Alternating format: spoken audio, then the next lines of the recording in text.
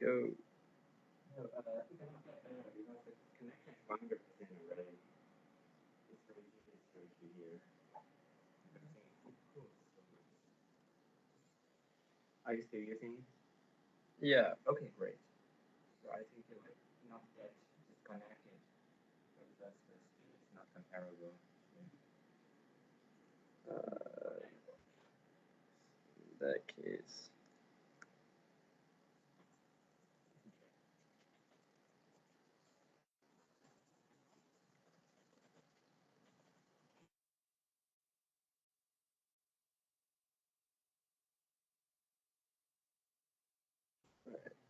I am.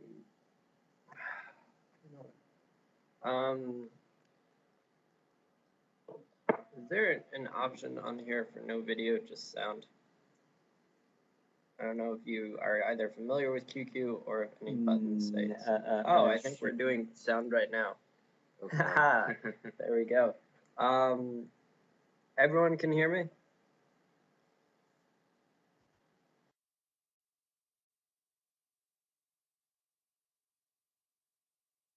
All right. Right. So right now, the Wi-Fi in the office is once again broken, which you can imagine I'm not very happy about. So right now, what we're using is John's mobile data. So we're gonna see how well this works, but we are using John's mobile data. So we'll see. We'll see. We'll make a effort. Yep, it's 3G too. Nope, only 3G. Yeah. Uh,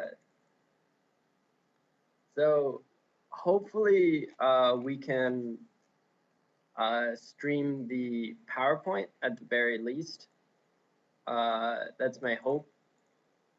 If we can't do that, this is going to be audio only, and you guys are going to have to follow along on the PowerPoint on your own. I'm really sorry about this. You can think of philosophy more independently. I like the way you think. All right. So can everyone see my screen?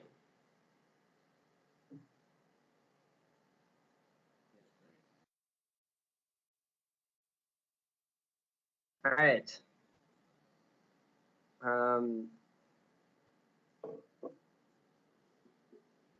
So in that case, today we are talking about Karl Popper. So as always, we have our class outline, introduction, biography, historical background, philosophy, background to philosophy, and a famous work. All right. So why are we talking about Karl Popper? So he's our last philosopher, covering how to think, and he's the first philosopher of science. And it's a good time to have a philosopher of science. He's in the 20th century. The scientific revolution has taken over the world, and the world is quite literally being reshaped in the image of science and of scientists. So it's high time, or it's a good time, for a philosopher to come and explain what exactly science is and how it should be done. So why are we discussing Karl Popper? Because he founds the philosophy of science, which is an appropriate philosophy for the 20th century. All right.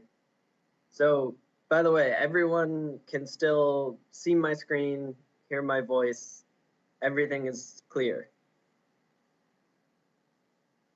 All right, great. Great. So let's talk about Karl Popper's biography. What was his life like? So he's born in Vienna, Austria in 1902 to a upper middle class Jewish family. And remember, 19 early 20th century Austria, Jewish, sounds a lot like Wittgenstein, doesn't it? Well, that's pretty funny because, as we'll learn, the two men were very, very familiar with each other and hated each other a lot. But in 1919, he deferred enrollment at university, so he decided not to go for a bit, became a Marxist, so a follower of Karl Marx, and then after a bit gave up. When he was about the same age, so when he was just a teenager, he heard Einstein talk. So Sigmund Freud was a very, very popular thinker and speaker and writer during this time, coming out of Austria. And Popper was struck. He was very surprised or amazed at the difference between Einstein's science and Freud's theories. This was to be really important intellectual moment in his life. So on the other hand, it actually took him a while to decide to become a philosopher. So he actually spent a while going from job to job to job. So if you find yourself in the same situation and you are searching for the right job for you, you can also become a famous philosopher. In 1937, Popper left Austria under the gathering cloud of Nazism. He's Jewish. He realized that, as the saying goes, the writing was on the wall. It was not, Austria in 1937 was not a good place to be a Jew, and it was about to be a lot worse. He ends up a professor at the University of London, where he became famous. As a side note, Popper's great nemesis throughout his life was Wittgenstein, fellow Austrian Anglo-Jew. Popper thought that Wittgenstein's theories and concerns were frivolous, so frivolous like a joke, silly, and Wittgenstein thought that Popper was arrogant and unable to accept viewpoints other than his own. Wittgenstein probably wasn't wrong. Popper was famously intolerant of others' viewpoints. There's a very famous moment where during the Vienna Circle, meeting of the Vienna Circle, which was this group of philosophers that Wittgenstein was sort of the head of, they were arguing over morality. And Wittgenstein took a red hot poker out of a fire, so like what you use to stir up a fire, pointed it at Popper and said, "Give me an example of a moral rule." And Popper replied, "Not threatening visiting philosophers." Yes, very hot temper. Wittgenstein had a famously bad temper. So finally, Popper died in 1994 in London. All right, let me see if I can get rid of that. Sorry, one sec. There we go. All right.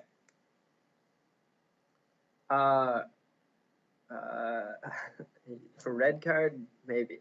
So biography, Karl Popper was an Austrian Jew who escaped the Holocaust, then taught at the University of London. So not too exciting. Pretty boring life.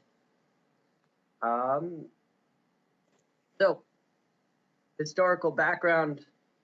I know I'm going through this fast, but I want to get onto the philosophy, and unfortunately, I spent a lot of time trying to get the internet to work, so sorry for going through this so fast.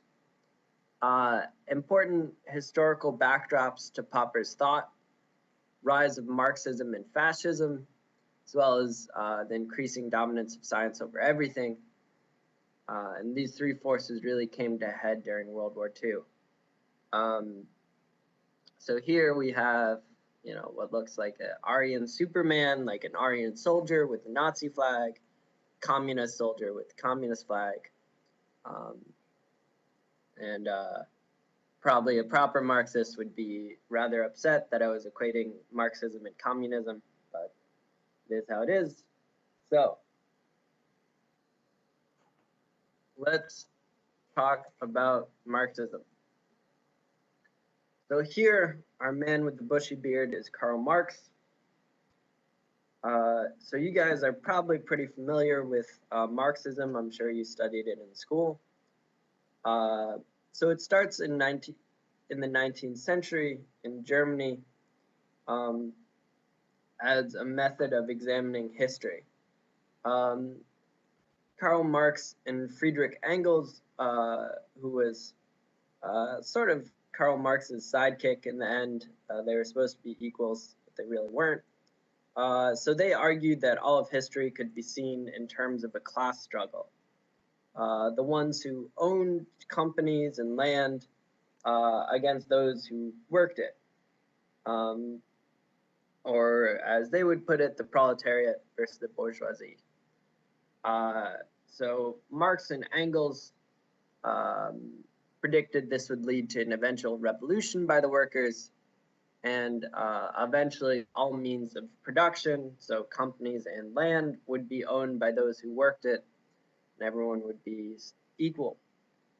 So as a system of government, this led to some of the biggest upheavals of the 20th century, including a number of major revolutions, the biggest being Russia's, which became the Soviet Union, and China's, which became the People's Republic of China.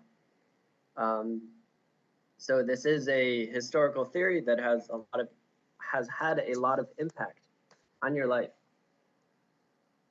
All right. Everyone still with me?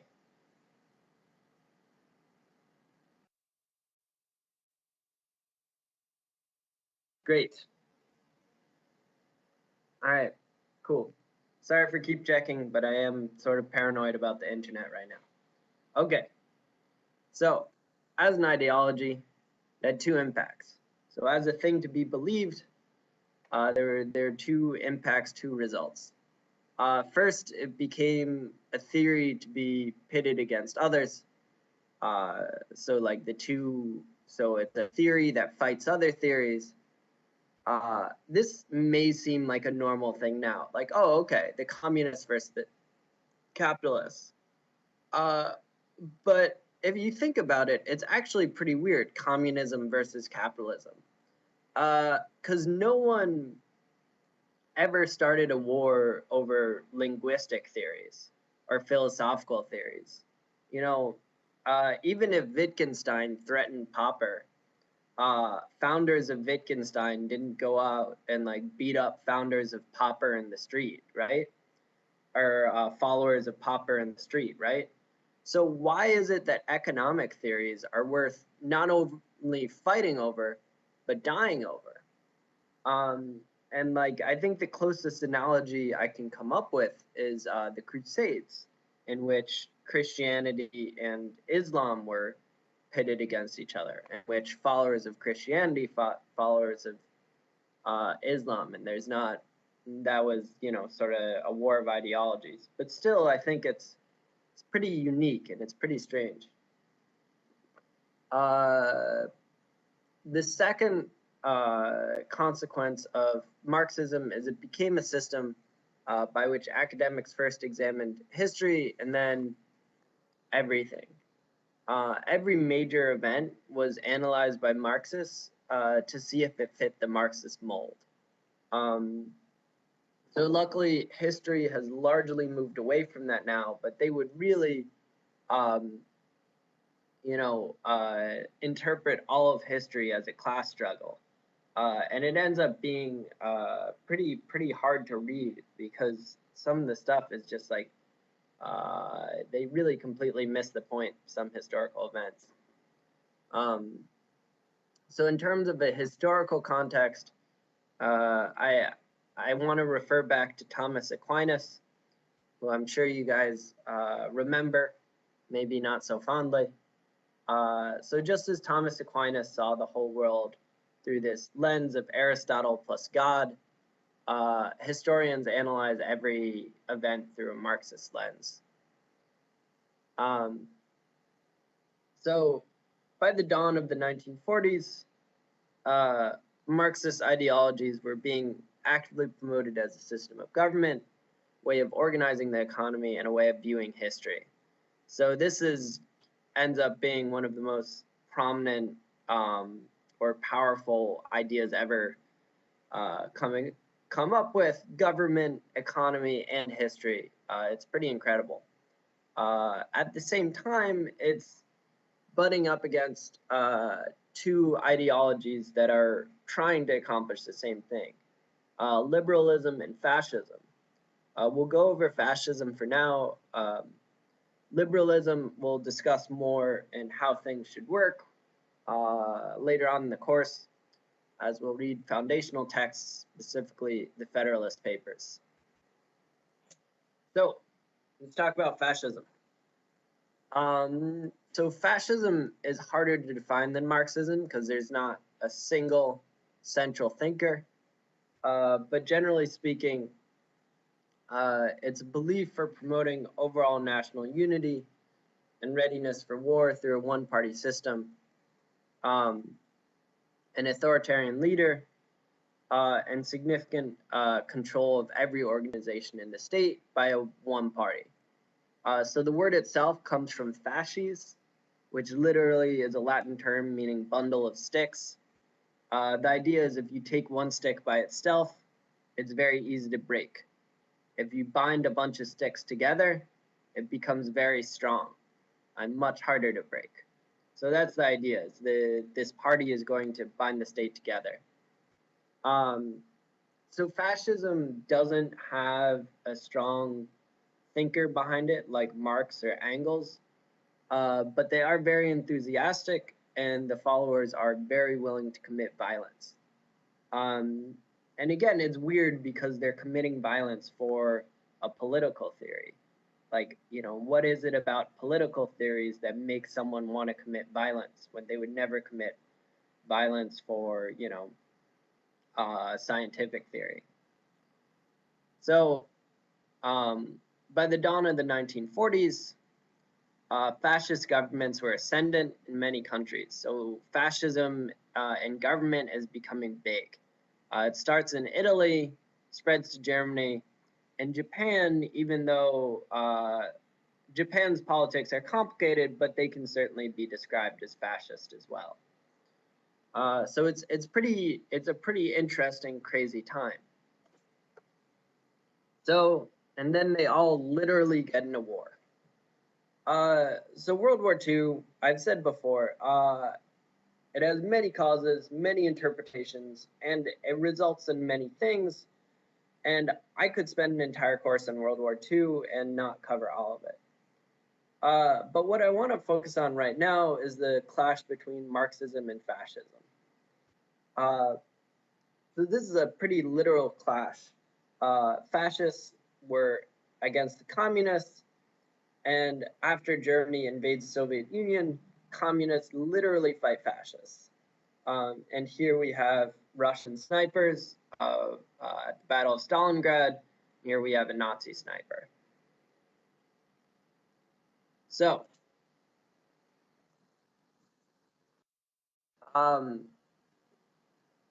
to someone like Karl Popper, a philosopher of science, someone who's very interested in science, what's pretty amazing about these ideologies is that there's really not that much evidence for them. People are dying for fascism, people are dying for communism, but no one's really has the evidence to say fascism is the best system of government or communism is the best system of government. Like no one can say that in a scientific sense.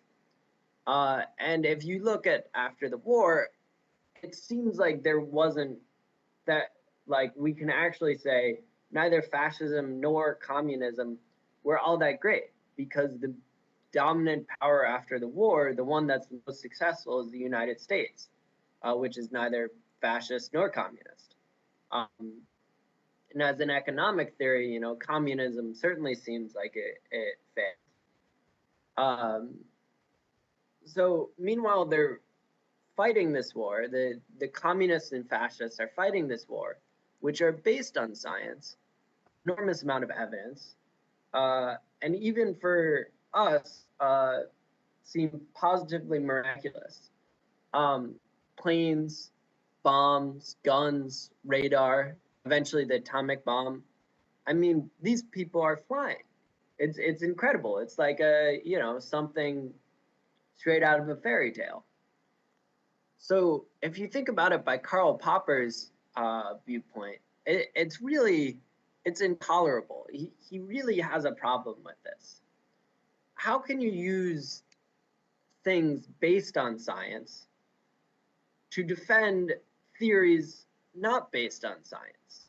How can you use planes and radar to defend fascism?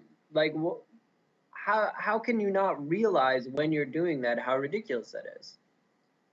So Popper's mind and the world were primed for a theory of science. Why is it different for planes? What's the difference in the science between plane flight or radar and Marxism? Why is the debate over Einstein pretty much settled at this point, and no one has to die? But still, Marx, who wrote in the 19th century, people are killing each other over. What's the difference? So that's our historical background. Karl Popper lived during a time when unscientific ideologies, namely fascism and communism, fought each other with scientific weapons. All right, cool. I think we're making pretty good time right now. So in terms of philosophy, because of course I want you guys to understand it, as we normally do, I'll read philosophy, have John translate it, and then because we have not too much philosophy to go over, we can also discuss a little bit, because John has some ideas and questions about Karl Popper's philosophy. All right, so before we do that, is everyone still with me? Still following?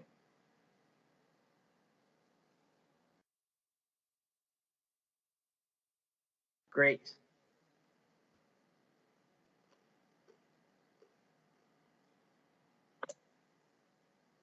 So,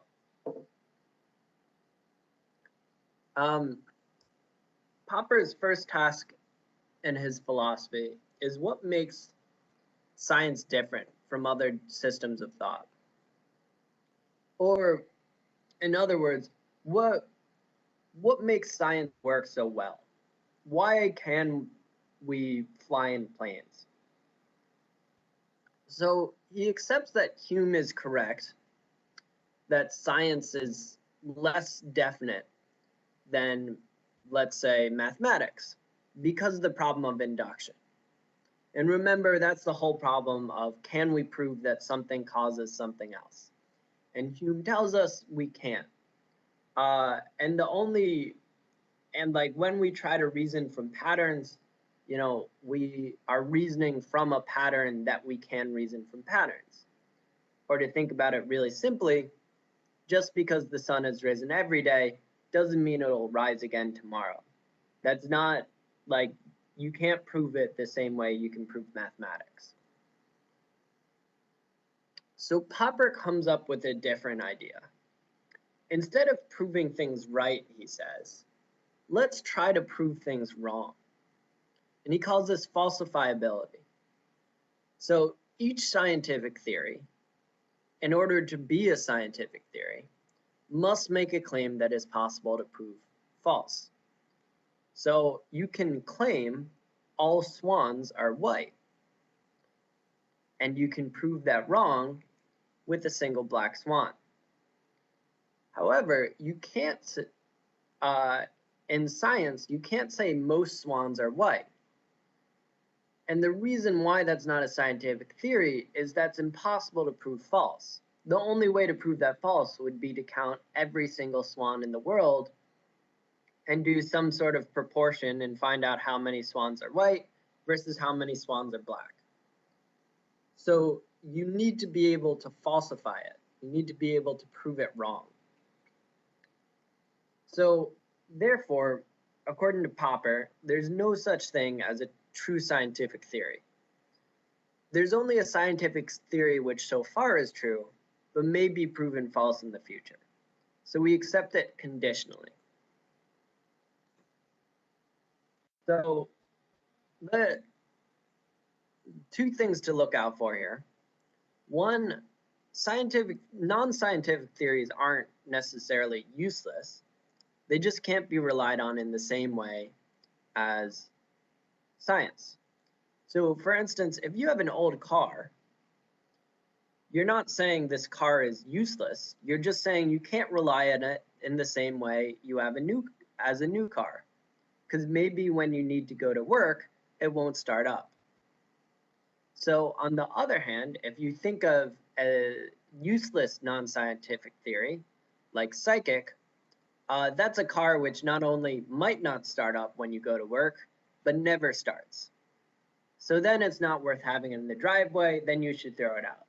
If your non-scientific theory never works, it is totally useless, throw it out, but it might work, in which case you just rely on it until you can get something better. Also, in practice, it's much harder to falsify a theory because we need to be certain of our observations. So, if we're looking at our swans, we need to be sure that this black swan is in fact a swan and it's not a different type of bird. Especially if we have a lot of reason to believe that they're only white swans. In that case, we have to be very, very sure that this is in fact a black swan, which can make things quite difficult. There's also something hard to say about a theory which seems to have been falsified, but we don't have anything better to replace it. And so here you might think of, in terms of physics, Popper was very impressed by Einstein, who replaced Newton. And with Newtonian science, we were able to replace him with Einstein because Einstein existed. But if we proved Newtonian science wrong and we didn't have anyone to replace him, it'd be a little difficult to say, what should we replace him with? We know this is wrong, but it seems to work pretty well. So what do we do? And Popper's answer is, well, we just have to accept it for now until a better thing comes along. All right, cool. John, translation? So, 我们现在看到就是卡尔波普很大程度上依赖休谟，是因为之前呢我们已经学到了，就是休谟一直在质疑科学的可靠性，是因为induction， 就是因为归纳的问题，就是在归纳的过程中，我们总是从一些例子形成一个比较 general 的在科学中的一些命题，那这个形成这些命题的过程呢，可能未必可靠。比如说，我们总是看见明天的太阳升起来，但是我们说太阳明天总是要升起来的时候，这个命题的声称总是会有一些不可靠，是因为这里经历了一个归纳的过程。那波普呢认为，OK， 那我们刚才说就是因为休谟在质疑归纳的可靠性。那波普就说是这样子的，其实不是科学不可靠，而是科学可靠的地方正是在于它的可证伪性。比如说，当一个科学家声称所有的天鹅都是白天鹅的时候，这个命题呢虽然是一个科学的声称，但是它总是蕴含着可以被证伪的可能性，就是当你有一天发现一只黑色的天鹅的时候，这个命题当然就被证伪。这个客观的可被证伪性，实际上是科学的一个很重要的特征。对于卡尔·波普来说，科学呢就像是汽车一样，它其实并没有真的汽车和假的汽车之分，有时候它事实上只有好的汽车和坏的汽车之分。当你用一个坏的汽车的时候，你可以用，但是有时候你不太信赖它。当你发现一架更好的汽车，你就会去搭上它。就像我们之前用的牛顿力学，它是很好用，但它在很多情况下后来被证明是不起作用的。那在爱因斯坦的理论，在爱因斯坦的相对论出现之后，那大家发现有更多的很极端的状态，就是科学理论可以覆盖。那相对来说，爱因斯坦的汽车就是一架更好的汽车。不知道大家听明白了没有这一点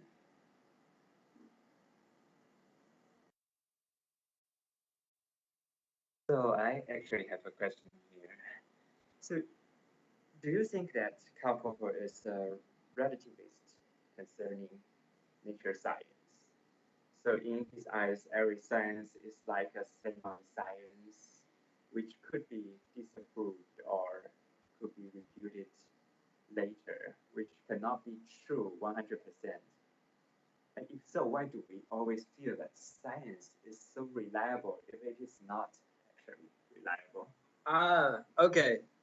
Um, so I guess your question is sort of like it reminds me of Descartes' question about why it is that we feel like things in the world are so much realer than our like mathematical logic if what's if our I think therefore I am is so much more certain than what we see in the world.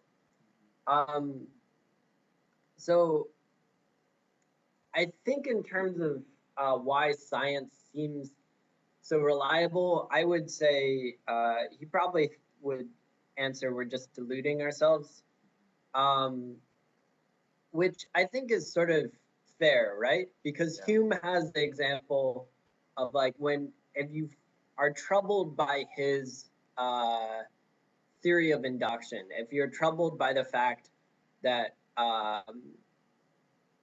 he's disproving reasoning from observation, he's like, remember everyone who's gotten this wrong before.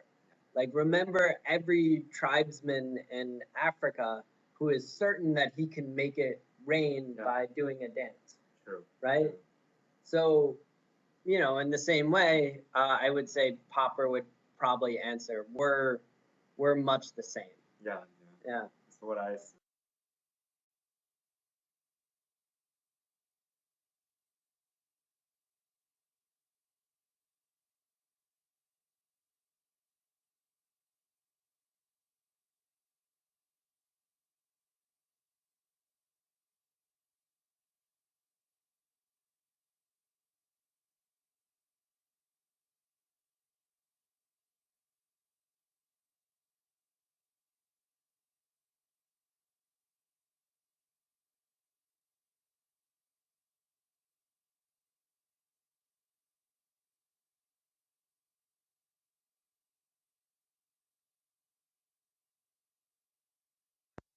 Okay. Hello.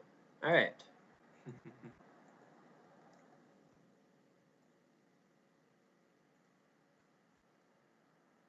How are we? I just translate.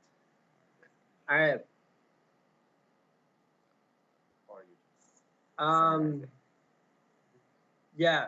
So, John, you want to do brief translation of our discussion, and then we'll move on? 是我刚才就问Trevor 说，是不是在刚才我们所讲的东西上，那我们都是一个科学的相对主义者，就是卡尔波普是一个科学相对主义者，也就是说，任何形式的科学其实都不是绝对正确的。我们总是认为，科学或者说现在的科学，在某种意义上比前人的科学或者伪科学更正确。但是其实现在的科学可能也是将来的科学的一个特例，或者是一个剪影。那在这个意义上，卡尔波普是正确的，就是他是一个科学正确的相对主义者，没有绝对正确的科学，只有比较好用的科学。All right. So let's talk about science versus not science. So for Popper, the paradigmatic or the best example of science versus not science was physics versus psychoanalysis. So this is the best example, physics versus psychoanalysis. So in physics, Popper had been very impressed as a young man by Sir Arthur Eddington's observation of starlight being shifted during a solar eclipse. It proved general relativity's theory that gravity can bend spacetime. More importantly, it was an experiment that falsified Newtonian physics. So if starlight hadn't been shifted during this solar eclipse, general relativity would have been discarded and Newtonian physics would have remained dominant. So Popper really liked that. He thought it was a great experiment and a great example of how science should be done. A single observation disproves Newtonian physics and helps prove general relativity. At the same time as Sir Arthur Eddington's observation, Popper was a young man in Vienna. Freud's psychoanalysis was incredibly popular. And Popper noticed that it really wasn't held to the same standards because it was never possible to falsify Freud's theories. They could be used to explain any piece of human behavior. For instance, if a man tries to kill someone, that's his unconscious mind or his animal mind. If he saves someone from drowning, that's his human mind or his conscious superego, as it's called. So whether he's trying to kill someone or trying to save someone, Freud can explain it away and say, oh yeah, my theory explains that fine. And there's no way to ever disprove Freud. There's no way to ever prove Freud wrong based on how people actually act. And Popper says that's very frustrating. That's not science. All right, John, translation. 所以很重要的事情就是，就是卡尔波普在区分科学和非科学的过程中，他用到了刚才我们提到的那个概念，就是可证伪性。他说一个东西如果它是不可证伪的话，它就不能算是真正意义上的科学。比如说呢，精神分析，在精神分析里，比如说当你做了任何一件事的时候，弗洛伊德都会出来告诉你说，这个不是你做的，而是你心中的那些本我自我的东西，一些动物性的东西做的。那波普说 ，OK， 这个理论虽然好，但是呢，这个理论呢，我没有任何时候能够反驳它，因为它似乎总是解释的那么好，并且我不知道从哪里开始反驳这些宣称，所以呢，这就不是一个科学的理论，只是一个伪科学的理论。而相对而言，比如说物理学，那牛顿力学当时的失败，在1905年的时候，大家可能知道有一场非常著名的一个天文观测是在日食的时候，Eddington 伯爵在当时的天文台观测的时候，验证了爱因斯坦理论的正确，就是太阳光就是光线在经过太阳的时候产生了偏转，这是物理世界一个非常重要的一个对光的直线路径的一个反驳，就是说，即便是光走直线这么明显的命题，它都是可以被反驳的。所以在这个意义上，物理一定是一个真正的科学。清楚了吗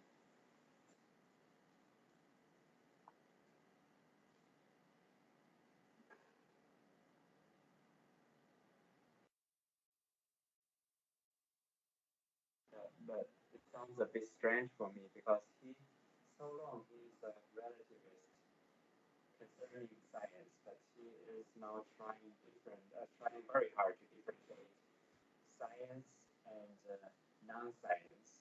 I think he has some true concept of about science. But he, on the other side, he will say that, okay, science is also relative. Do you find any conflict in his theory?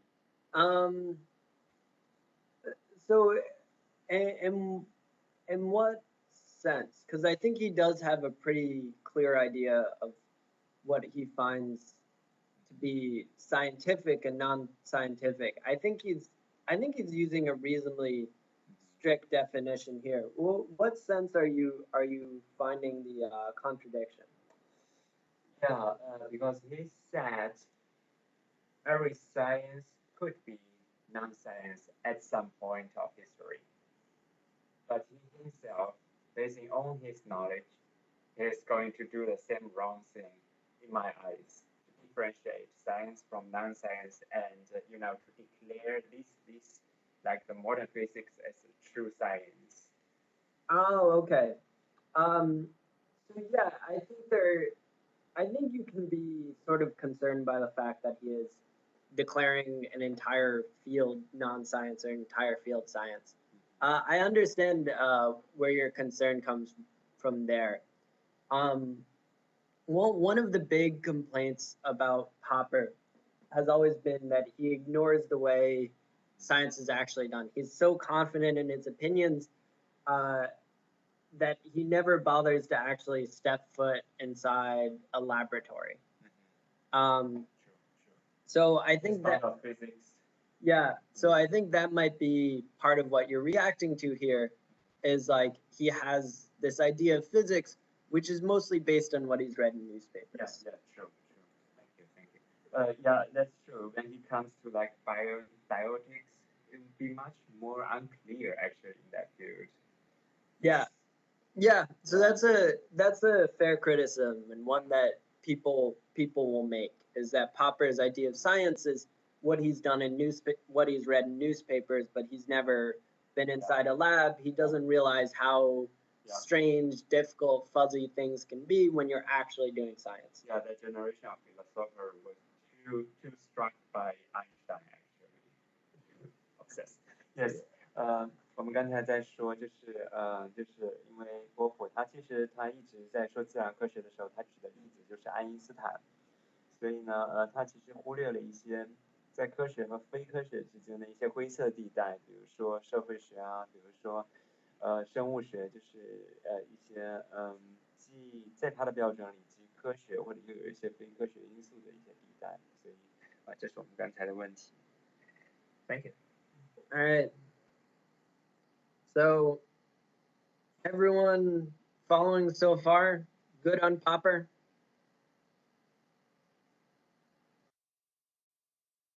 All right, good stuff. I know it's close to break time. I'm gonna power through to the end of Popper's philosophy, and then we'll take a break. So, all right. So the best way to test a theory in Popper's eyes is to develop hypotheses from the theory which is the boldest. So the boldest theory is the one that makes the most improbable claims, which are easy to falsify. So the hard thing about testing a theory is the possibility of making a measurement error or a bad assumption. So for instance, if you were testing Newton's law of gravity on a feather and you assumed air resistance wasn't a factor, you would think you'd disprove gravity. You know, if you compared the way a bowling ball falls to the way a feather falls, they fall very differently. So you would need to know about air resistance and assume it. Because you never really know if you made a measurement error or a bad assumption, it's impossible to ever come to truth in a philosophical sense, right? In a way that would have satisfied someone like Hume, who would have been, a very strict skeptic about this sort of stuff. So this is a problem which really bothers Popper, and he never comes up with a great answer for it. and he just says, well, we can assume we're coming closer to truth. He knows that's not a great answer. We know that's not a great answer. So we just have to accept that that is a problem. We're never sure about making a measurement error or making a bad assumption. Continue on. So Popper's ideas on history, he actually, this is what he first became famous for, but I don't want to talk about it too much. As you might imagine, though, he hates fascists and he hates Marxists. So he hates fascists and communists because they restrict debate. Any program that a government takes on must be able to be measured and debated in order to be like a scientific program. But there's no way to tell if a program is working if that's not allowed.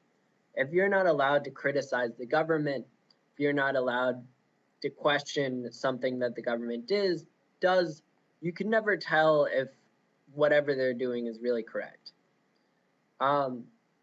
He hates Marxists because he thinks they pretend to be scientific, but they aren't. They think they've developed a scientific theory of history, but their theory is based on supposed laws of human affairs, which they never prove exist. So the foundation of their theory isn't proven. So Popper is quite annoyed by this as well. And by the way, he was a very strong speaker. So when I say like he hates fascists and he hates Marxists, that's not like a term of speech. He makes it pretty obvious. This, of course, isn't Popper here. I have no idea who this is shouting at a statue of Karl Marx, but we can imagine it is the female version of Karl Popper shouting at Karl Marx's statue. All right, John, translation. 所以呢，对于卡尔波普来说呢，就是首先，证伪一个科学其实很简单。证伪一个科学呢，那你只要把这个不好的科学，它的一些很极端的推论找出来，那很经常的这些推论就显得不靠谱。所以呢，一个科学它往往是可以被证伪的，反而不能被证伪的那些伪科学才是对于卡尔波普来说比较难对付的敌人。那前者呢，比如说一个能证伪的科学，我们知道亚里士多德的力学，那他比如说他认为重的东西比轻的东西落下的更重，但是呢，我们知道了一些，比如说关于空气阻力的常识之后，我们就知道亚里士多德的例子不是正确的，并且在真空里面我们可以证伪这个事情，那至少这还是一个科学。但是对于卡尔波普来说，最难证伪的是，比如说意识形态，比如说法西斯主义和马克思主义。那对于卡尔波普来说，比如说马克思主义很难证伪，为什么呢？因为无论任何人类社会，比如说它的进化的过程，它都经历了一个非常没有秩序的时期，然后权力集中的时期，然后资本集中的时期，然后最后是一个非常好的福利时期。那你总能把这4个时期用4个盒子装起来，比如说是历史的各个进化的形态。然后你永远无法证伪这种对这个历史演化进程的马克思主义的应用，所以对于波普来说，因为这是无法反驳的事情，因为它太正确了，所以它根本就算不上科学。清楚了吗？在这里的。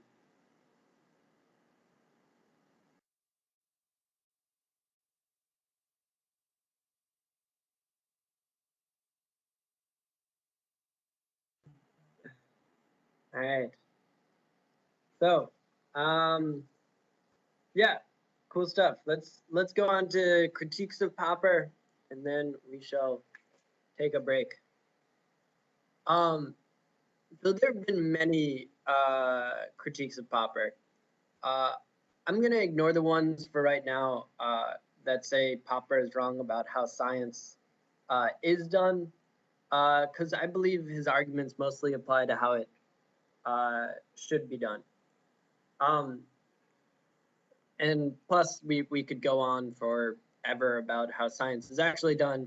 It would make for sort of a boring class because there's a million examples. So the first problem, Poppers, is like how to make a theory. So what do we start with? So there are an infinite number of theories which could be made. And we need to decide which ones we spend our effort on trying to disprove. So how do we decide which theories are worthwhile before we put our efforts towards disproving them? Popper appeals to intuition, but that's not a great answer. He sort of admits that science is founded on an unscientific basis. Because if you think about it, really, there was this thing in America that became very popular called Church of the Flying Spaghetti Monster, which was like supposed to be very silly.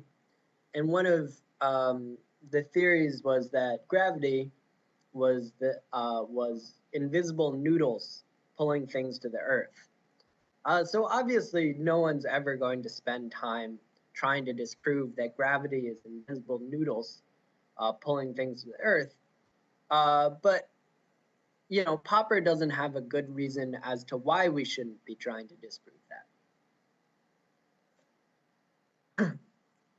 The second problem with Popper is how to falsify a theory.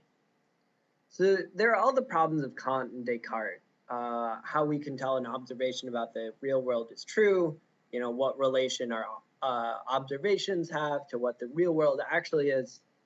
There are also issues about the difference between not proving a theory and falsifying a theory. So if we find that an observation doesn't fit in with our theory, we're not sure if we've disproved our theory or just not proved its theory. So, for instance, imagine Eddington performed his experiment when there was only Newtonian physics and no general relativity. So, if he didn't know anything like this and he performed an experiment, he probably would have looked for some reason why we were wrong about this specific observation, like some planet we didn't account for, rather than assuming we falsified Newtonian physics. Because that's like a big claim to make, falsifying Newtonian physics. So it's always a difficult question, like, have we disproved this theory or not? And then finally, the third problem is how to evaluate a theory. If you have a theory which hasn't yet been falsified, how true is it? How much do you trust it? So, and this isn't just a theoretical concern. Imagine building a plane. So you're building this plane. How many tests and experiments would you have to perform before you trusted your life to it? Before you went up in the air in a metal box? So now our answer is Bayesian statistics, or various sorts of statistics. The most prominent theory right now is Bayesian statistics, which say we can, have some sort of probability for how true this is. If you read any scientific journal, those sorts of answers about a statistical approach to how true a theory is probably what you're going to find. So that's the answer of modern science. Popper didn't have a great answer on his own. So yeah, John, translation. Yeah. 所以这里当然有对波普的哲学的几个批评。那第一个批评呢，就是说我们要要判断一个事情呢是不是可证伪，或者说怎么证伪的时候，对于波普来说呢，其实没有一个客观的标准能够判断。比如说呢，我们在看到牛顿力学的时候，我们说它是可证伪的吗？然后我们的直觉应该告诉我它是可证伪的，或者说对于他来说，当我们判断弗洛伊德的心理分析是不是可以证伪的时候，波普会说 OK 诉诸你的直观，这样子你就可以判断弗洛伊德的哲学或者弗洛伊德的理论是不是可证伪的。这种诉诸直观的方法其实是非常非理性的。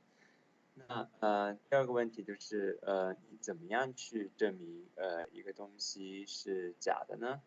如果说就是说其实伪科学和和假的科学和不对的科学，但是确实科学的东西，其实它的界限有那么明显吗？比如说心理分析，它可能是一个根本就不会有人想去证伪它的一个理论，或者说，有一些很奇怪的宗教理论，大家根本就不会想去证伪它，而不是那些大家真的去证伪的东西，就是证伪、非证伪和不可证伪的东西。sorry，证伪和不可证伪，被证伪和不可被证伪的东西，它们之间的界限到底有多大呢？然后其实这也牵涉到第三个批评，就是说，当一个命题不可以被证伪的时候，它到底有多可信？就是说，比如说我们基于某些数据相信一架飞机是可靠的，它能够飞上天，它不会落下来。但是呢，这是一个科学的命题，就是因为它按照波普的理论，就是因为它会被证伪，也就是说这架飞机应该是会掉下来。就是在这样的一个很被谬的一个信仰的框架中，我们应该到底如何去理解、相信一个事情，以及相信一个事情是因为我可以不相信这个事情，这样子一个很绕或者说很辩证的一个事实呢？然后我不知道大家清楚没有，或者说大家有什么问题，我们可以在这里讨论一下。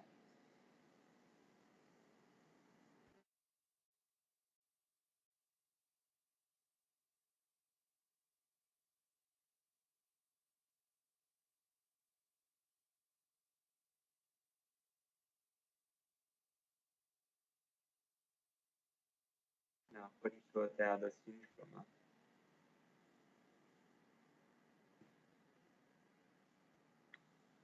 ？Hey, people seems like got lost.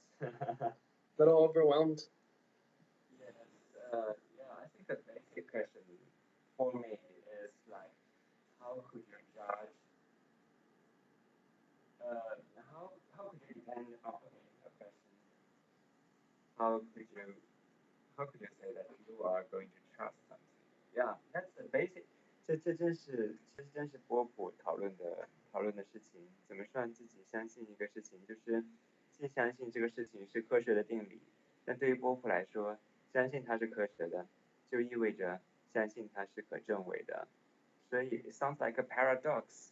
If you are going to believe something is scientific, you are going to believe that this is going to be falsified. So how could you believe one thing which is simultaneously true and simultaneously, not immune to error? Well, I would say it's falsifiable, but it's like um to use the car example again, right? You have a car in your driveway. So no matter how new your car is, there is some idea in your mind. Yeah. Maybe it might not start up this morning. Yeah. Maybe I'll turn it on and nothing will happen. And that actually happened to me like 2 weekends ago, and it was awful. I was stuck in the rain. But so even still though, you still rely on it to get to work, right? Yeah, and yeah. still you have to, like, you don't have any choice. Yeah. Like if there's no subway near you, you only have your car. Yeah. So you drive the car, you accept that one morning it might not start up, but you're like, I've done everything I can. I bought the newest model. I take good care of my car. This is all I've done. This is all I can do. I like your answer. So a science anyway, it's a car. Although it's old, it's bad, it's broken, half broken, it's still a car. So the first thing you know it's a car because it could be old. One day that's because it could be falsifiable. Yeah.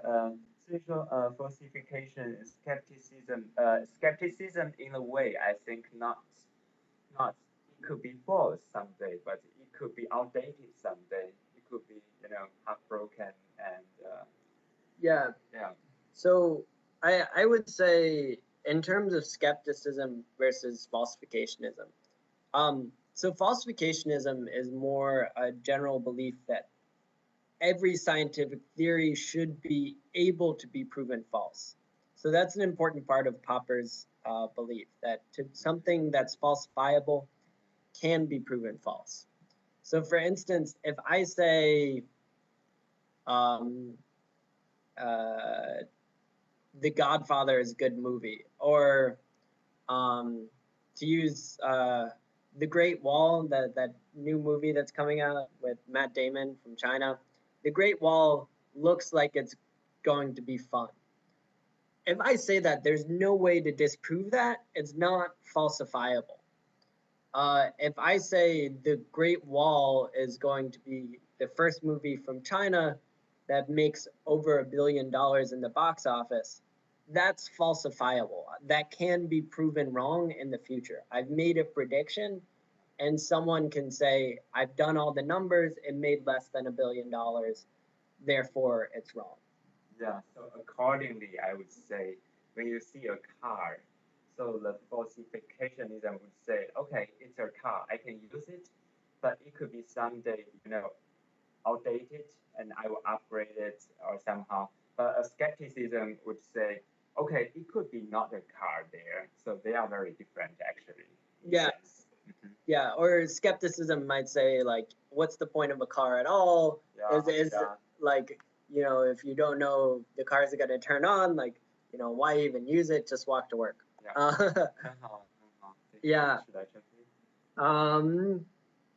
Yeah, let's translate quickly, take a very quick break, and then go on. 刚才一个很好的问题就是可证伪性是不是怀疑主义？确实是，但是就我们刚才说的问题哈，就是汽车，我们在说就是一个可证伪性主义者看到一个汽车的时候，他会说 OK， 这个汽车呢，它仍然是一个科学的东西，但是只是有一天它会被证伪，就有一天它会被更好的汽车取代。但是一个怀疑主义者会根本的怀疑这架汽车呢，它是不是一架汽车，或者它能不能运动？所以呀。他们是不同的。All right, cool stuff. So let's take a 3-minute break. I want to be super quick about it. It's my fault that we're behind schedule, but we are behind schedule. So yeah. I'll see you back here in 3 minutes on the dot, and then we'll go ahead onto background to Popper's philosophy, and it'll be a fun time for everyone. We'll all be happy. All right. See you back here in 3 minutes, or now 2 minutes.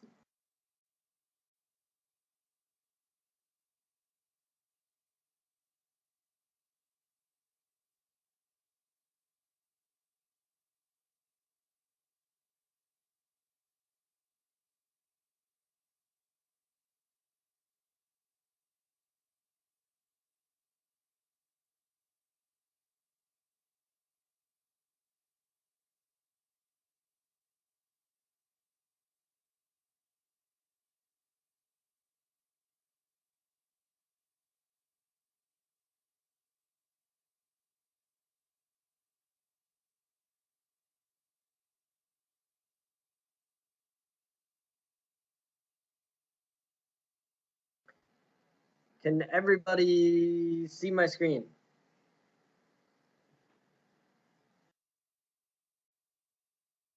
Great. Oh, the internet has just it's been awful. It's been really, internet's been really terrible. All right. So to sum up Karl Popper's philosophy, science is important and rigidly defined. It must be falsifiable. You must be able to prove it wrong. So, background to Popper's philosophy. So his philosophy is a reaction to a couple things. First is this trend of abstraction in philosophy by philosophers like Wittgenstein. It's also a reaction to Hume's critique of induction. And finally, it's a reaction to the rise of science as a method of knowledge outside philosophy, exemplified by Einstein. So let's talk about Wittgenstein first. So last class we covered what Wittgenstein's philosophy was from his perspective. In Tracticus, he's trying to come up with a logically perfect language, or maybe saying language already is logical. In Investigations, he's saying that words, including names, only have meaning and use. So remember, they're very opposed to each other. Now, Popper's view of Wittgenstein. Tracticus is an empirical claim about language based on no evidence whatsoever. Investigations is an attack on an entire area of science as unknowable, and not just unknowable, but you shouldn't even ask questions about it. Don't ask any questions about linguistics, it's pointless. So Popper's really not happy with either of Wittgenstein's philosophies, and it's worse because Wittgenstein's philosophy is incredibly popular. It gets even more popular after he dies, and Popper is like, Wittgenstein's not only wrong, but he's leading everyone else down the wrong path. So Popper is very bothered by Wittgenstein. Meanwhile, Popper's reaction to Hume is Popper has a lot of respect for Hume and takes him very seriously. Popper views Hume's critique of induction as potentially devastating to the foundations of science. Science is based on observation and reasoning from observation, or induction. If induction itself is ill-founded, then science is ill-founded. But nobody besides Popper seems to have really addressed this problem. He doesn't feel like anyone is taking this as seriously as it should be.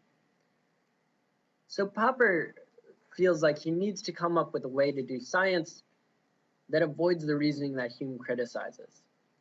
So you need to come up with the theory that all swans are white based on an absence of black swans, rather than reasoning by continually seeing white swans. Because that's exactly Hume's critique, right? If you try to reason from continually seeing white swans, that all swans are white, you'll never be able to, you won't have a justified theory. However, an absence of black swans, you can justify your theory from. So finally, for reasons that are somewhat hard to determine, by the end of the 19th century, philosophy had become largely divorced from science. The two separated. Science became a mixture of experiments, proving hypotheses, and mathematical theories to underpin and explain the hypotheses. So there's this weird separation. They both are trying to explain the world, but science is doing it in a very different fashion, and it has very different ideals. It seems like the last philosophers who would have really been relevant to science were Bacon and Descartes. Although Bacon would have been aghast, he would have hated experimentation and how popular it was.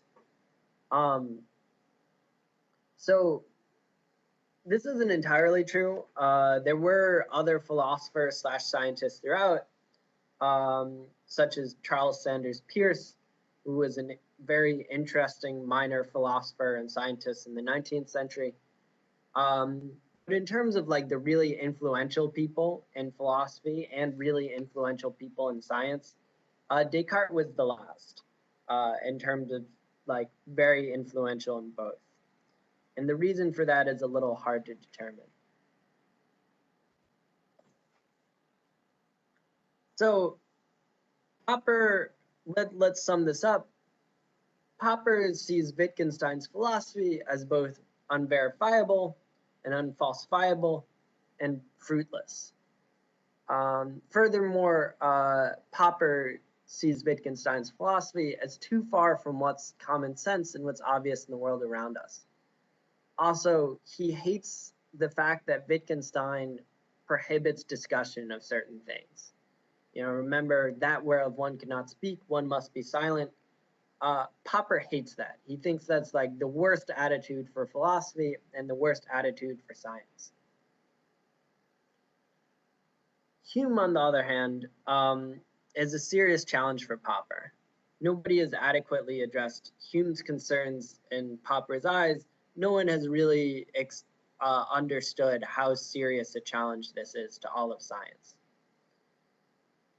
So Popper attacks Wittgenstein, attacks his followers.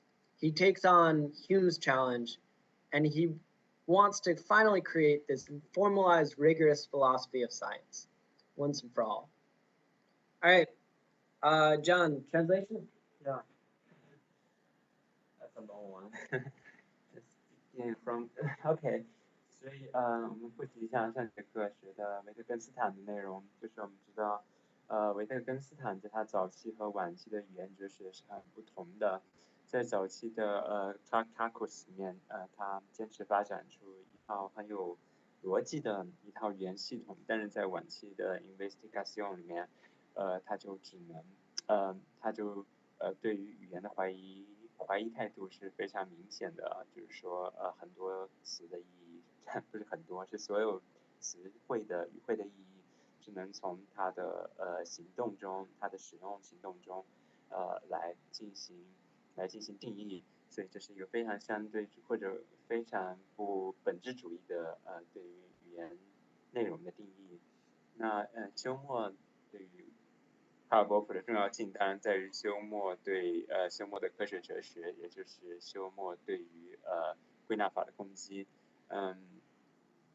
当然某种意义上卡尔波普利用了这样的攻击，并且我们刚才已经说到的，只有是可以被攻击的命题才是对于波普来说才是一个真命题。当然科学我们知道20世纪初的尤其是维也纳圈出来的科学家，错了 ，sorry， 维也纳圈出来的哲学家们，他们对于科学的态度都是非常热切、非常拥抱的，并且刚好在20世纪上半叶的时候，你知道，就是每个人都读爱因斯坦，每个人都在报刊上关注新的物理学的动向，所以说，那一代的哲学家，他们总是希望能够拥抱科学，在某种程度上，所以呢。波普对于这3个潮流的态度，当然对于维特根斯坦来说，波普是非常反对的。原因呢，还是刚才所说的，因为维特根斯坦的很多的语言哲学上的论断是无法证伪的。对于休谟呢，当然他就他是很拥抱的，并且他正确的利用了某种意义上正确的利用了休谟的怀疑主义，并且把这种怀疑主义变成了一种积极的东西。第3呢，就是就是波普对于休谟和维特根斯坦的反应，大概是这样子的。然后大家这里如果有什么问题可以提出来。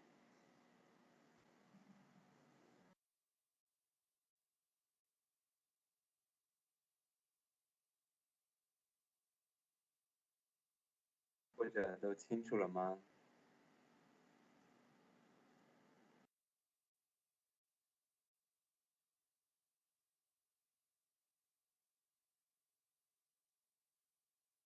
？All right.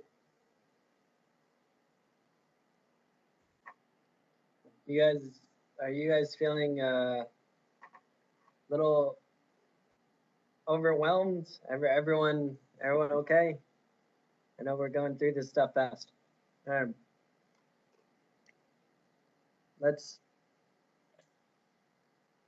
So fortunately, we've covered background philosophy now. Popper rejects Wittgenstein,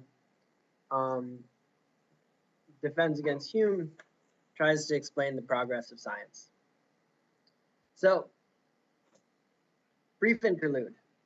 So normally we would go straight from reading directly from the text, but instead this is the last class in this section. This is the last class in, how to think, and I want to make sure we have time to summarize it. Also, on a related note, it's the halfway point of the class. We're halfway done, so that's both exciting and a little sad. So after this, we'll begin the countdown. All right. So here's how this will work. I'm going to provide a question, then list out how all the philosophers we covered would respond to it. And that should be a nice way to jog your memory about what everyone believed. So let's do it. So first question here would be, do a triangle's angles add up to 180 degrees? So I assume you guys know what a triangle is, 180 degrees.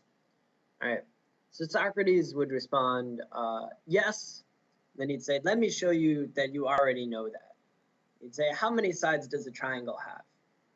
Remember, he believed that all geometry knowledge was already present within us, so he would just ask you questions until you proved, maybe not actually proved, but proved that you already knew that a triangle's angles add up to 180 degrees. Aristotle would just say yes, and I can prove it logically. And if you asked him, he would just do out the geometric proof. Thomas Aquinas would do the same thing. He'd be able to do the same geometric proofs as Aristotle, and he'd say, okay, yeah, sure. I've done this before, and let me show you. Maimonides would say, yes, and Aristotle has proved it logically. Maimonides was not a fan of doing out geometric proofs himself. He would just take Aristotle's word for it.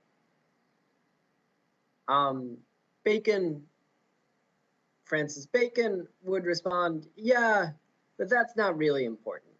Like, he's like, you're not really gaining any real knowledge about the world with, this nonsense about deductive proofs. Like, he would be way more concerned about observations. Descartes, on the other hand, would say, yes, a triangle's angles do add up to 180 degrees. And that is absolutely true. He would say, I can prove that without a shadow of a doubt, building up from first principles. There's no question in my mind that triangles' angles add up to 180 degrees. Hume would respond, yes, but you shouldn't take that to mean anything about the world. So, he's like, yeah, you can do a proof and you can prove it, but you're not learning anything. Like, there's nothing you can really say about the world outside based on the fact that a triangle's angles have 180 degrees.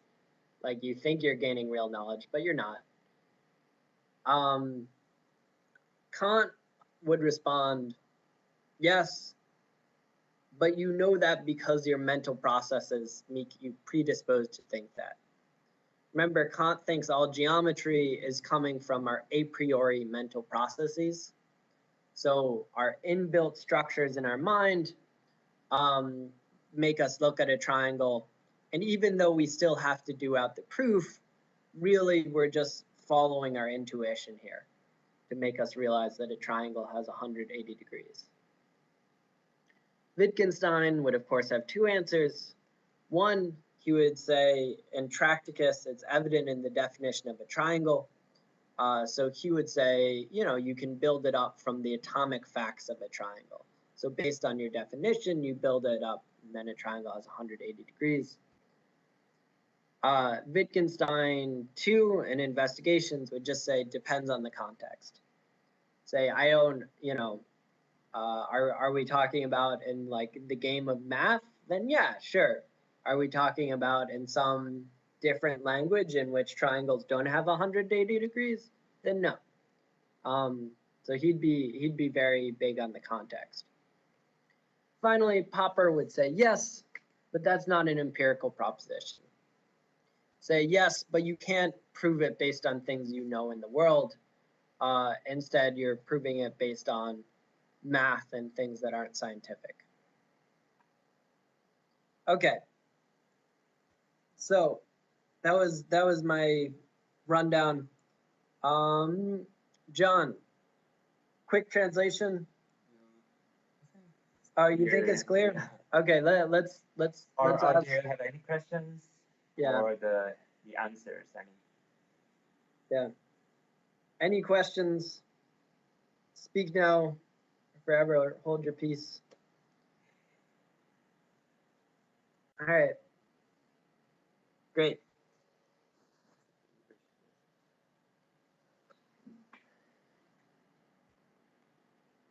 Man, you guys' English is much better than my Chinese. Which isn't saying much because my Chinese is very bad. But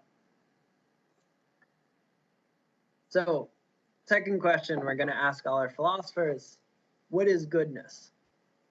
So Socrates would respond, well, let me ask you, who do you think is good?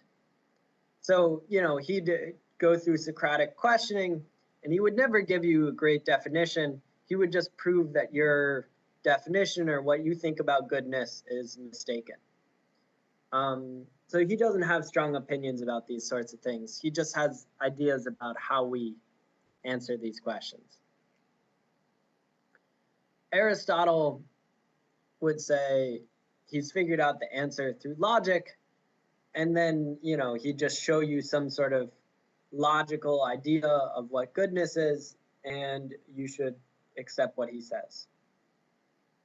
Aquinas would answer, it's the same thing as Aristotle, but remember that God is the ultimate goodness.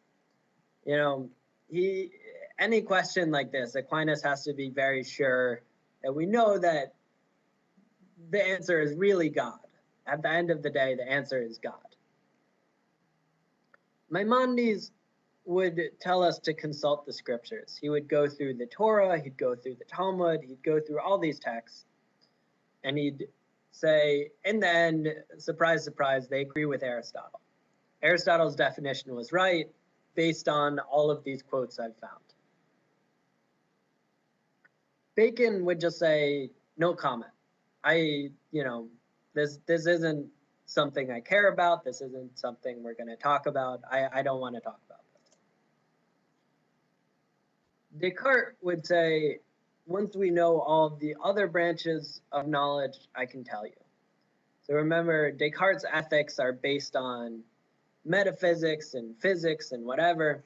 So he would build it up from physics, which is a very strange way of doing ethics, but it is the way Descartes did it. Hume would answer, it's whatever you wanted, whatever you believe it to be based on your own morals. So Hume doesn't have a real definition of goodness, and he doesn't think there is a real definition of goodness. He thinks we would make our own definition of goodness. Kant has a theory about this that we'll go over in a few classes from now. So Kant's answer would be pretty detailed based on his metaphysics. Wittgenstein, so in Tracticus, Wittgenstein would say we're speaking nonsense. These are one of the things we don't speak of. And if we try to speak of it, we're not going to end up anywhere. Wittgenstein in Investigations would say it depends on the context. There's no set definition for goodness. It depends on, what the language game that you're playing is. And then Popper doesn't really care. He's like, whatever, this isn't like, you can argue about it or not argue about it. It's not something that concerns me. And he'd probably think it was somewhat of a waste of time. Yeah, sure. 所以就是第二个问题，其实是我们就是下面的课要关注的问题，就是伦理学的问题。那对于他不同的答案，我们看到很有意思的不同的风格的回答。苏格拉底当然是用他的反诘法，试图让他的对话对象在对话中慢慢阐释出什么是善，什么是良善的概念。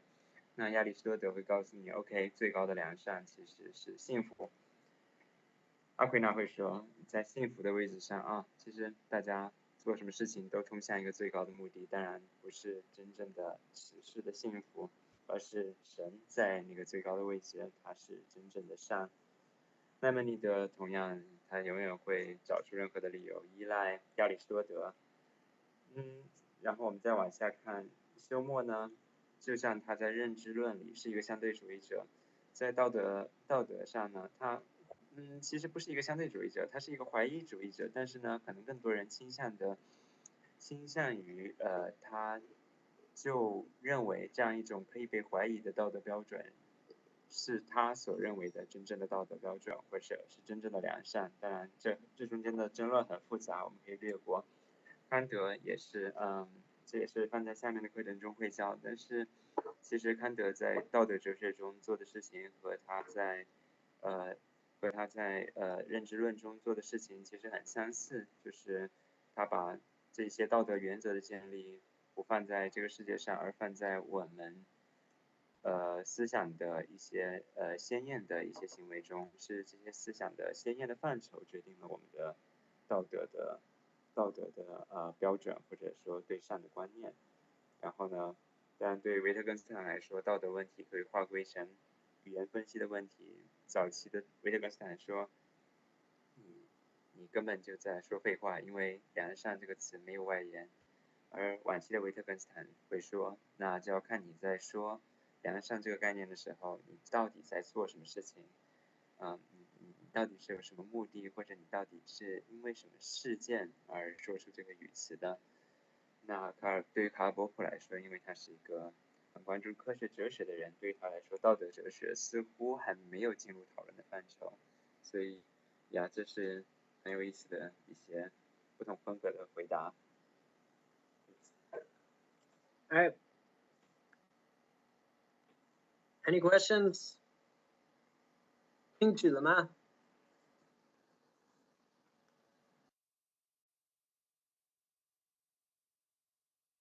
All right. Good stuff. So, last question. How does fire make ice melt? So Socrates would answer, let's look at the form of ice and the form of fire. And he'd try to figure this out deductively. And he'd say, what do you think the form of ice is? Could you compare it to a crystal? And he would have all these analogies. He'd say, well, it's like this, it's like that. It has this form, it has that form. And that'd be how he would try to figure out how fire makes ice melt.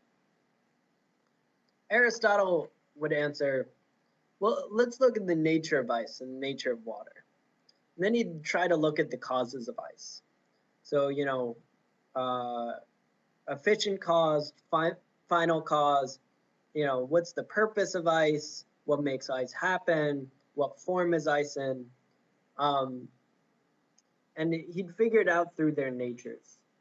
And it'd be very deductive. Aquinas would just believe what Aristotle said. Again,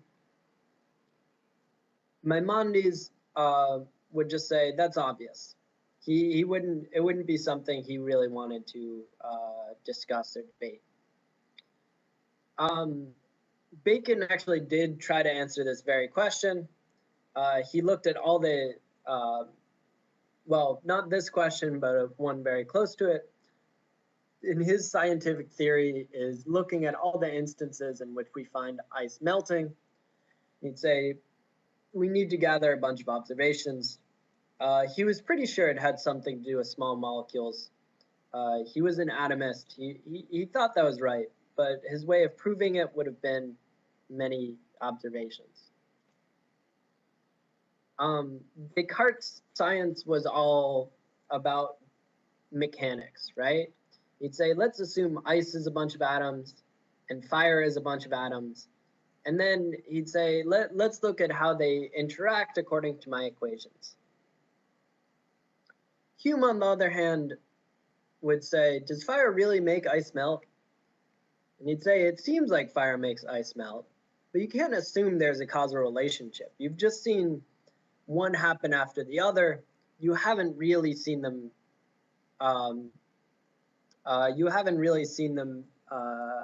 interact causally. Kant would agree with Hume, but go further and say, the reason why you think there's a causal relationship is because you have these structures in your mind that make you assume these causal relationships. Wittgenstein would say, first, it's obvious if we look at the atomic facts of ice and fire. So he'd say, you know, that's in our language. We can build it up, and we'll build it up from there. Wittgenstein would, in philosophical investigations, would say, no comment. This isn't something I really care about. And then finally, Popper would say, let's look at the theories that other people have come up with about why fire makes ice melt, and let's try to prove them wrong based on their predictions. And the one that isn't proven wrong based on its predictions is the one we'll assume for now is correct. So that's Popper's answers. We won't know for sure, but we can assume one is correct for now if we can't prove it wrong, and be open to the possibility of it being proven wrong in the future. All right. Yeah，所以这里牵涉到一个因果关系的问题。当然，对于大家的回答，我觉得比较有意思的几个，当然是首先亚里士多德他会认为，火变成冰的一个转换是一个形式的一个转换，就牵涉到他所谓的4种原因的理论。那对于阿奎那来说，当然会 OK， 这是一个朝着上帝的运动。对于比肯和笛卡尔来说，他们可能都是一些原子的运动。周末呢，就像我们前面所学到的，他否认一切的，不是否认一切，而是质疑一切的因果关系。在这个变化的过程中，他不知道该怎么建立热和物质转换的关系，所以这是休谟的怀疑主义。那康德呢，关于因果关系，他当然会说因果关系是一个鲜艳的先天概念，所以它是你投射到这个世界中的一些现象之间的关系。维特根斯坦呢，从他的早期哲学会非常原子论的解释这一切，在我们看来就是非常科学的解释这一切。当然波普呢就会问这个，就是冰化成水遇到火就化成水这个科学事实，它是不是可以被证伪的？所以这一切都很清楚，所以是这些科学家们对同一个现象的回复。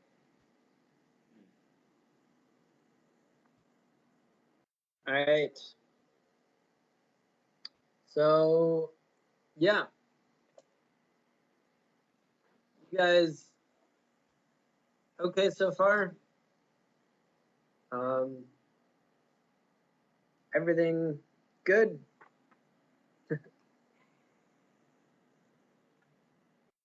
All right.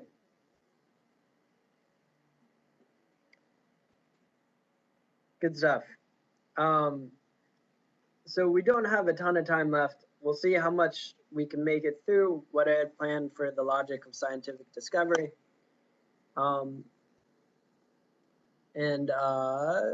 Yeah, we'll see how much we can do. I don't have high hopes, but all right. So it's based on an earlier German work of Popper's, published in 1934, first published in English in 1959.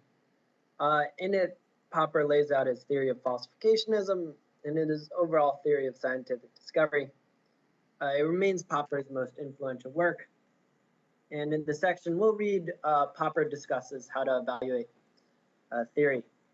And so the German here, and I don't speak German, is Logik der Forschung, which is, I'm sure John can tell you, is horribly pronounced, but it's great. Oh, thank you.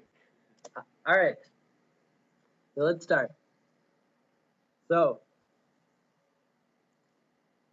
it is common to say how probable a hypothesis is. Is this correct?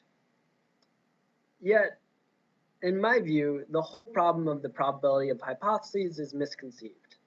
Instead of discussing the probability of a hypothesis, we should try to assess what tests, what trials it has withstood. That is, we should try to assess how far it has been able to prove its fitness to survive by standing up to tests. In brief, we should try to assess how far it has been corroborated. So to translate that in simple English, it doesn't make sense to say how probable a hypothesis is. We shouldn't say it's probably true. Instead, we should say, so far it's undergone these sorts of tests and survived as a theory. John, what do you think? Quick translation or go on? Yeah. All right, let's go on. So some might say that the problem of induction is only a theoretical problem. It doesn't affect our day-to-day life. So Hume's problem of induction. So they would support evaluating the probability of a hypothesis through verifying it. It is quite true, they say, and even trivial, that we could not know for certain whether the sun will rise tomorrow. This uncertainty may be neglected. The fact that theories may not only be improved, but they can also be falsified by new experiments, presents to the scientist serious possibility which may at any moment become actual. But never yet has a theory had to be regarded as falsified owing to the sudden breakdown of a well-confirmed law. Scientific method presupposes the immutability of natural processes, or the principle of the uniformity of nature. So, to translate this into simple English, so far we've had immutable or unchangeable physical laws. It's what science depends on. And these people who would say the problem of induction is only a theoretical problem would say, shouldn't we take that into account when we discuss verificationism versus falsificationism? That in reality, so far all of our physical laws have been unchanged. So，我们从他的理论的一开始构建开始，那，我们刚才回到这样子的问题，就是我们关心一个问题，或者说我们在对付一个命题的时候呢，我们都不是首先去尝试相信这个命题，而对于波普来说，最重要的是给这个命题试验，因为首先它是可以被试验的，给这个命题试验测验它，如果它成功的顶下来了，这个实验就证明了这个命题是对的。那但是对于我们来说呢，我们的脑袋里面总会有一个天生不可破灭的一个想法，就是这个世界的自然法则或者这个世界的物理法则，它是非常稳定的，并且呢，它是不可以被别的事件影响的。就是说，我们探测出的，是说我们希望得到的一切的物理准则呢，都是应该是绝对正确的，并且在世界任何角落都可以放之四海而皆准的。那在这种情况下，我们还需要担心就是被证伪性的问题吗？就是其实很矛盾的一个事情。我们相信这些理论就是一直能够正确，但是它又确实要能够被证伪的。所以在这里遇到了一个难处，就是刚才 Trevor 说的问题。在这种情况下，我们还应该关心证伪性吗？清楚吗？到现在为止。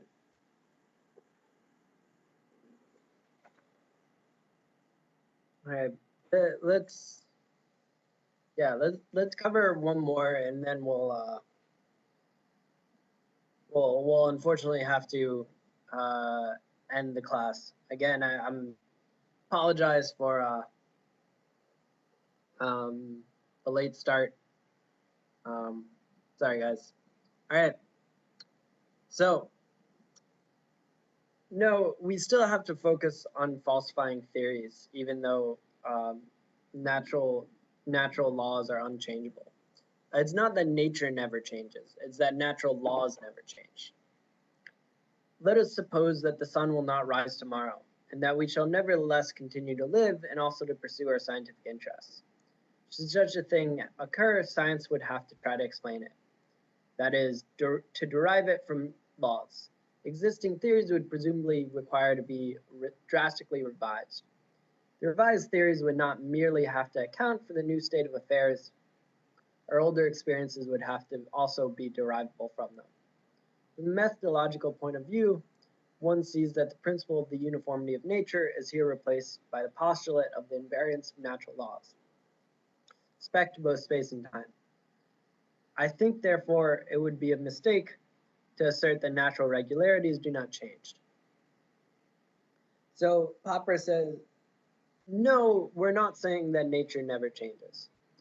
And the important thing here is our theories must be able to support changes in circumstance, changes in regularity, because they do happen. So whatever our scientific theories are, they have to be able to support and explain changes in circumstance. All right, I think that's. Do you want to translate? Yeah,所以他就举了一个例子说，其实自然的法则呢，并不是像我们相信的那样子牢不可破的。比如说，我们总是相信太阳早上会出来，但是有一天早上，日食了，太阳没有出来，然后我们就会设计出很多理论去解释这样子一个太阳没有出来的现象。事实上呢，对于波普来说，科学也是在这样子的对自然法则的修修补补的工作中进行的。Unfortunately, we have to skip ahead and end with our the logic of scientific discovery. Well, actually, what do you think? Do you think we can spare 5 minutes? Yeah, let's say we can spare 5 minutes. Let's do the last one. Yeah. Let's do it. All right. Then if we assume natural laws never change, we have to make sure they don't. The only way we can do that is by trying to disprove them. What we should say is rather that it is part of our definition of natural laws that if we postulate that they are to be invariant with respect to space and time, and also if we postulate that they are to have no exceptions. Thus, from a methodological point of view, the possibility of falsifying a corroborated law is by no means without significance. It helps us to find out what we demand and expect from natural laws. So, by definition, natural laws must never have exceptions. This is what science is about finding out. So that's why we try to disprove them, to find out, to make sure our natural laws have no exceptions. 所以这里又回到了我们前面提到的那个悖论，就是一方面呢，我们认为自然法则它不应该，或者在我们的理想中，自然法则是不应该改变的。另一方面呢，自然法则之所以成为一个科学的法则，又是因为它是可以被证伪的。所以某种程度上，我们比如说牛顿的定律，在三大定律在出现的那一天，它其实呢就是一直要被检验，一直要被试图的被证伪，一直它其实就是在等待爱因斯坦理论的诞生。在这个意义上呢，所以我们发现科学的命题都有这种内在的悖谬性，或者说内在的张力。All right. So, outline. Popper argues using real-world examples with a combination of deduction and induction. So he's very much in the real world, and he does argue somewhat from induction, reasoning from these real-world observations. We could talk about, there is a discussion there about whether or not he should be arguing from induction in his own philosophy, but, well. All right, conclusion. So Karl Popper is the last philosopher we'll talk about in this section and how to think. And I think that's really appropriate because the world we live in today is not the world of gods or mysterious causes. We think we understand most things that happen to us on a mechanical level, at least. We understand why people get sick. We understand why rain falls. So each great leap forward in how to think was appropriate to the time in which it was invented and became popular. And so our thinking today focuses on what matters to us. what matters to us in our own lives, in our own historical circumstances. So my prediction, for whatever that's worth, probably not much, is that the next great leap forward in how to think will focus on the world of information and data we live in, and how to interpret and channel an enormous amount of ways of looking at the world into true statements about the world itself. Because right now there's a million different ways of observing the world. There's a ton of data about the world. So how do we form that into like one true statement or one true theory? That's my prediction of the next great theory. Suppose we can check back in 20 years and see if I was right. So unfortunately, no great man or woman has come forth yet with a comprehensive theory for this, at least not so far as I know. So if any of you have some free time on your hands, this might be something you should think about coming up with. All right, but for our next section and for our start of the second half of the course, we'll end with our thinking about how to think and turn about how to live. And think about how to live should be a good time, should be very impactful. Our first stop, as always for philosophy, is ancient Greece, with the Stoics. All right, good stuff. So that is it for class. I won't turn the video on because we are unfortunately still on 3G. But yeah, sorry for being late. Thank you for being excellent students as always. And yeah, I'll see you guys on Wednesday in ancient Greece. All right, bye-bye.